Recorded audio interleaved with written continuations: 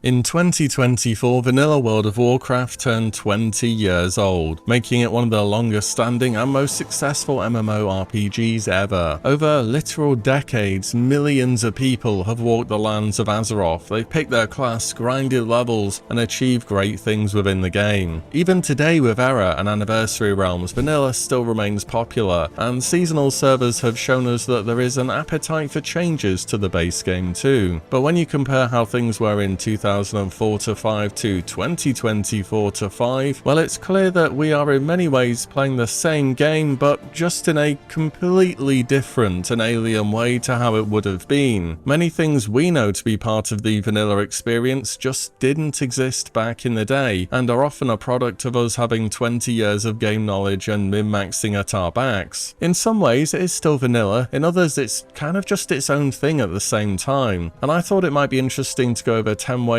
that vanilla is drastically different nowadays compared to how it was in 2004 and 5. So let's talk about what 10 things are the most different with today's modern metagaming in the familiar yet very different world of vanilla World of Warcraft. But first, a quick shout out to today's sponsor, boot.dev. Boot.dev is a dynamic platform designed to teach back-end web development from the ground up using Python, Go, JavaScript, and other programming languages. It handles this learning process more like an RPG style experience, letting you control the pace of your journey. So it has features like achievements, leaderboards, daily goals, and other things you'll be familiar with. In this way, it keeps the learning process more engaging as you progress through it. And above all, boot.dev focuses on hands-on learning so you can get the best understanding of what you are doing, which I know for me is definitely the best way to learn things. And though tackling these new concepts and principles will be somewhat intimidating at first, boot.dev has valuable support. It has an AI tool that helps in clarifying what you're learning via asking questions to deepen your understanding rather than just handing you the answers outright when you're stuck. But of course, if you do get completely stuck, you can always just check the code for the particular lesson and see what the instructor wrote as well. And boot.dev doesn't want a student to feel as though they're not getting value out of their investment either. So to that end, there is a free demo of every single course on the site and its interactive features, and on top of that, a 30 days no questions asked refund policy. So really it is risk-free, why not give them a try? So go to boot.dev and try out the courses for free, and then use my code Willie to get 25% off your entire first year if you choose the annual plan. Many thanks as always to boot.dev for the support on the channel. Let's get on back to WoW.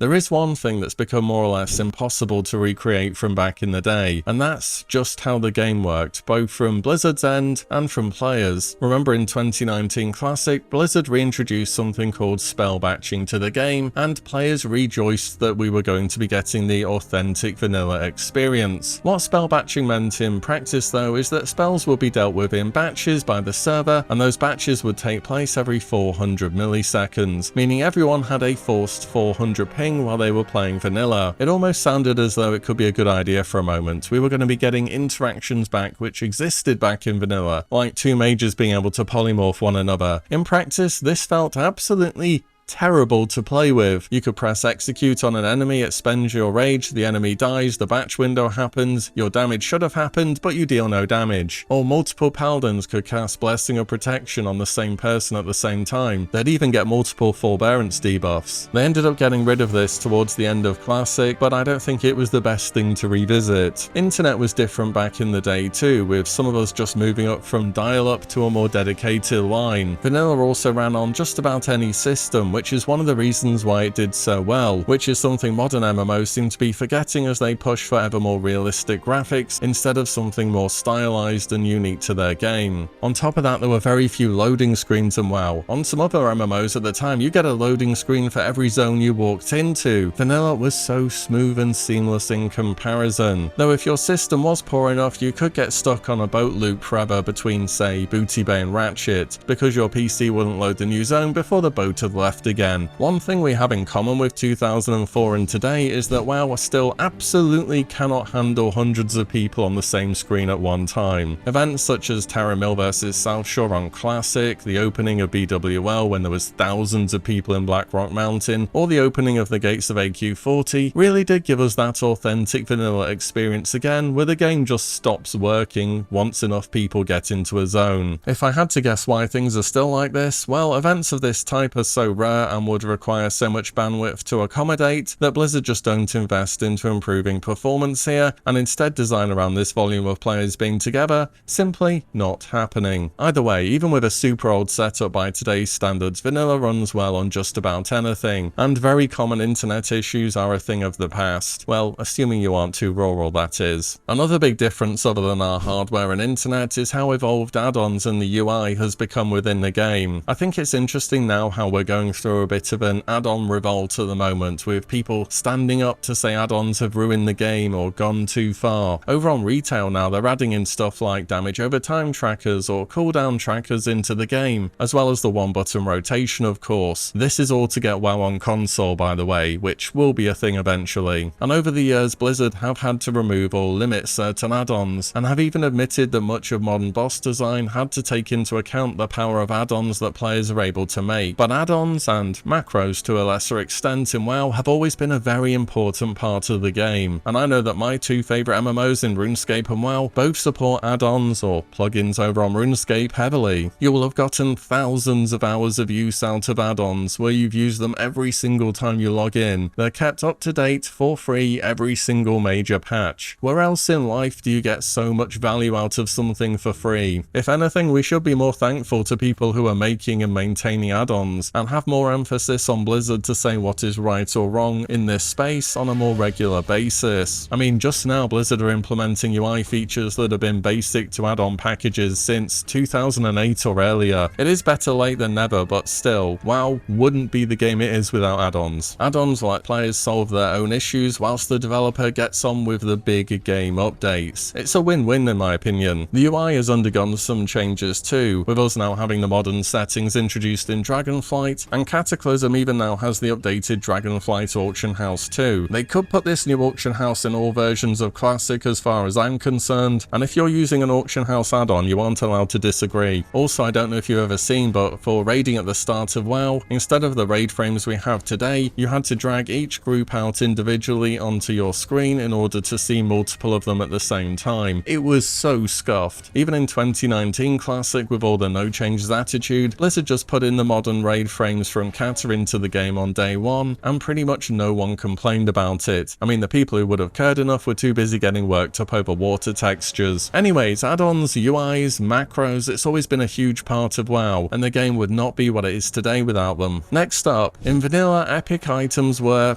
epic. This was kind of a knock-on effect from it taking everyone weeks, if not months, of time to hit level 60. You could easily have hundreds of hours within the game and never see an epic item, let alone imagining stepping foot inside a raid. I think the zone I've got the most epics in ever is Teneris actually. I know I've got 2 Warden stays from the Thistle Shrubs all the way to the south near the entrance to Ungoro, but during this leveling portion of the game there are very few epics. There are some bosses that drop some in dungeons. You've got Dragon's Call from Aranicus, Blade of Eternal Darkness from Theradras, Ironfoe from Emperor, Fellstriker from Rend, and so on. But with how rare these items were, they felt almost mystical and ephemeral, and to behold someone in full epic gear was like seeing a living legend of Azeroth. Today though, it turns out that epics are, I mean, they're pretty easy to get, to be honest, and there are still very few epics during the leveling portion of the game, but if you know Classic, you know most epics kind of just aren't very good actually, and often there are better rewards from quests, or just carry on leveling and you'll get something better towards 60. And then once you hit raids, sure, with epics there aren't too many items that drop and bis items are hard to get, but plenty of purple items are thrown about. It's just similar to leveling, most of them are kinda bad. Biggest of all though is how many people have epics nowadays, where back in the day you'd see the old guy with a few epics or a bit of raid gear. Now you stroll through Stormwind and there's a guy in tier 1, there's a guy in tier 2, there's a Thunder Fury, there's another Thunder Fury, and so on. Epics, as it turns out, really aren't that difficult to get after all. In 2004 and 5, Blizzard released several PvP battlegrounds, including Warsong Gulch, Arathi Basin, and of course, Alterac Valley. Each of these was played in quite a different way compared to now, but none more so than AV. Also, did you know that cross-round battleground queues didn't exist until the final patch of vanilla? Your PvP used to be versus people exclusively from the same realm as you, so you really had to queue up at peak time and hope it popped. You definitely got some more competition on the people from your own server doing this, and you also knew if there was that one guy queuing up with absolutely insane gear who was just dominating everyone, yeah, he's going to be in every single battleground GQ. On top of that, Battle Masters in capitals and the holiday weekend event NPCs, they didn't used to exist either. If you wanted to go Warsun Gulch, you had to go to Ashenvale or Northern Barrens to queue up. This is why PvP battleground entrances are close to one another for both factions, because you'd still get some duels or world PvP whilst waiting for the actual queue to pop. Anyways though, out of all the battlegrounds, nothing was more different than Alterac Valley. On our 1.12 launch of Classic WoW in 2019, this place was nothing like how it used to be. On release, Alterac Valley was difficult to progress. It was meant to be a long, gradual push from one faction who would over time gather resources, take bases, and eventually win. The guard NPCs in the valley were a lot stronger than they are now, and there would be mines off the road that would make it super difficult to take side paths through the valley. There would also be enemies like Korak the Blood Rager who would spawn in the Field of Strife as a boss who could be taken down. There were other benefits too, such as gathering nodes spawning in AV,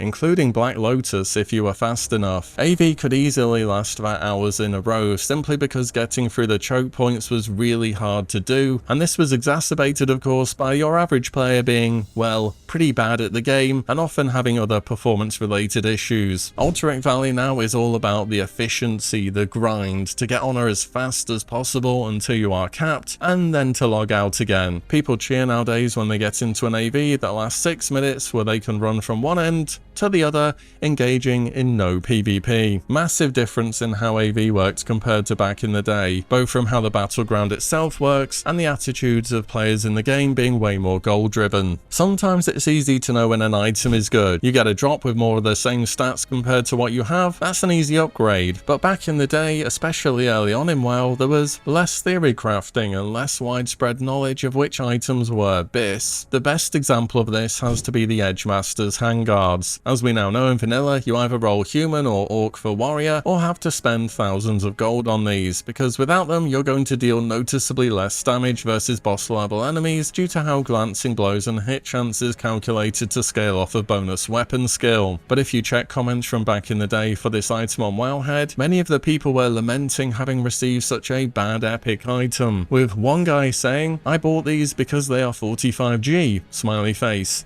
They are my first epic items, smiley face. I'm a hunter by the way, smiley face." Now that is a classic hunter moment if I've ever seen one. Still, even during vanilla, you can see comments that people had started to work out how good the weapon skill stat was, and in fact these gloves were one of, if not the best epic items in the game to receive. Also for casters back then, it seemed to make sense to stack a ton of intellect, as that's the primary caster stat. But intellect didn't do much for your damage output, it just allowed you to do the same amount of damage for longer before going Oftentimes nowadays, just putting on random items that have pure of shadow damage, for example, will be way better for increasing your damage than equipping something which just increase your intellect more. And that's before we get into things such as hit caps, partial resist, heartbeat resist, the crit cap, and so on. Vanilla looks very simple, but it's always been quite the puzzle to math out how to really get the most out of your character. And even to this day, as we'll talk about later, people are still innovating new ways to play the game. Another feature that Blizzard put into the game were a series of buffs that will be given to players in a zone after a quest item was handed in. These buffs will be powerful effects included as a bit of an extra reward to recognize that a player had completed a certain task. Today, we know them as world buffs. Back in vanilla, they were much more rare due to the amount of raids that were actively being completed where these quest items would drop, and it would be a surprise and just something cool to see happen. Really, you wouldn't have a clue what's going on and you wonder what this this buff you just got was. World buffs have changed over time though, from an extra reward into a feature that the entire raiding metagame has become shaped around. Nowadays people plan in advance when buffs will drop on Discord, they get summoned around the world to collect them, and biggest of all, they can chronoboon these buffs to store them for later use to ensure they can get to raids safely. Saying this, top end guilds back in the day absolutely did start to use world buffs for raiding, especially on harder bosses, to gain that extra bit of power that they needed. In fact, back in the day, world buffs could still be used in raids at the start of TBC, and methods, world first legit, of Lady Vash in SSC, was obtained using world buffs. It's just in Classic, with so many years of experience compounded down, these buffs have become a normal part of raiding, but once they were just a bit of extra fun, and the idea by today's standards that even your random pugs are going to be gathering world buffs would be completely alien to players back then. Speaking of raid pugs, well, back in the day there really wasn't that many of them, if at all. You pug a bit of Molten Core, you'd have some ZG, some AQ20, and that would tend to be about it. Raiding as an endgame activity was for the few. Those players who had grinded all the way to 60, had farmed enough gold to raid, had collected a bunch of items in advance, and had a PC that was capable of raiding without crashing. And back then there were no streams of raids, there were very few YouTube videos, and very few guides or BIS lists. Raiding really was what it was to your guild and the people within your guild, and the top level guilds didn't share any information with one another when it came to progression. In fact, the moment when they got to breaking silence was hitting a wall on a bugged Cthulhu fight, which at the time was deemed mathematically impossible. Few people would see Ragnaros for real, never mind Nefarian or Cthulhu, and Kel'Thuzad in Naxxramas was a boss that a rumoured less than 0.1% of the player base ever saw. It's no wonder in Wrath of the Lich King, Blizzard said, hey, we've got this whole undead themed raid that pretty much no one's ever saw, let's just use that again and make it easy, shall we? Of course, everyone wanted to see the raids, everyone wanted to get the gear from the raids, but barely anyone had the connections to get into a raid, the skills, or of course, most importantly, the time it would take to raid. By today's standards, I mean, let's remember the world first clear of Molten Core in 2019 Classic that took place 6 days post-launch, with just under half the raid not even being level 60. It turned out that all the hyping up that vanilla is tough was but a memory of a different time that few people had been carrying on for many years. Nowadays, so many people raid. If we look at the number of passes logged for the last 2 weeks of Classic before we went on to TBC, there were 1.9 million passes logged from warriors alone. If we divide that by 15 for each of the bosses of Naxxramas and then by 40, that would be enough warriors alone to fill over 3,040 player raids. Man, just look at some of these other passes down here, under 25k for Balanced Druid and Ret Paladin, compared to 1.9 mil for warrior. That's like saying for every one Balanced Druid or Ret Paladin player,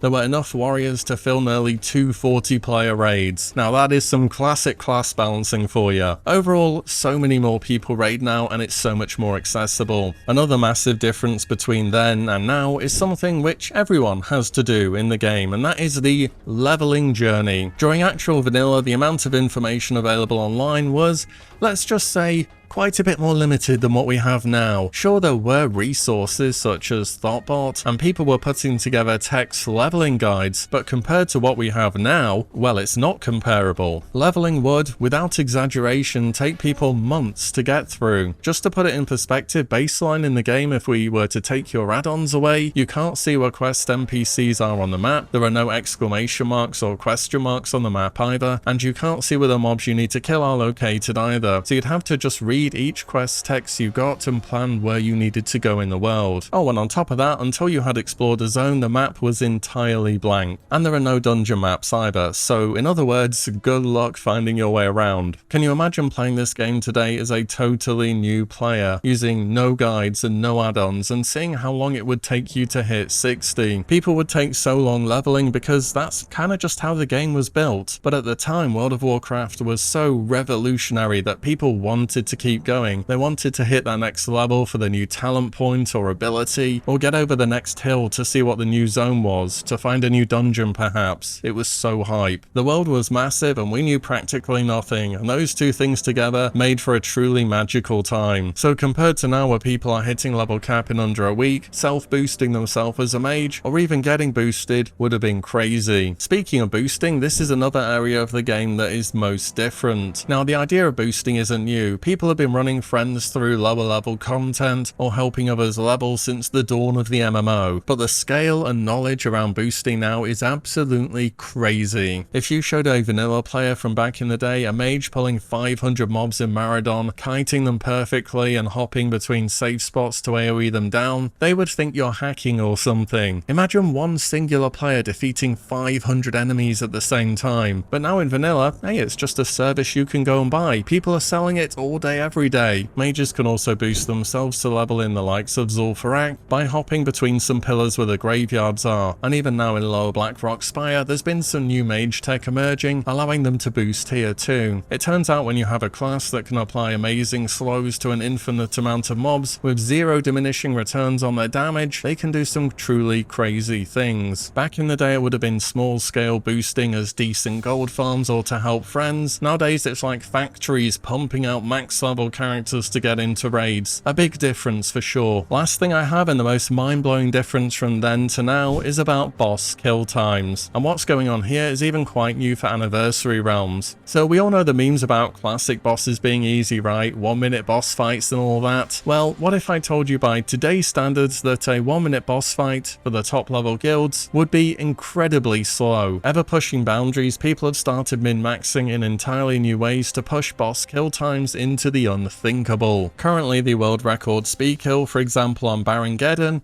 is 9 seconds. Ragnaros, 18 seconds.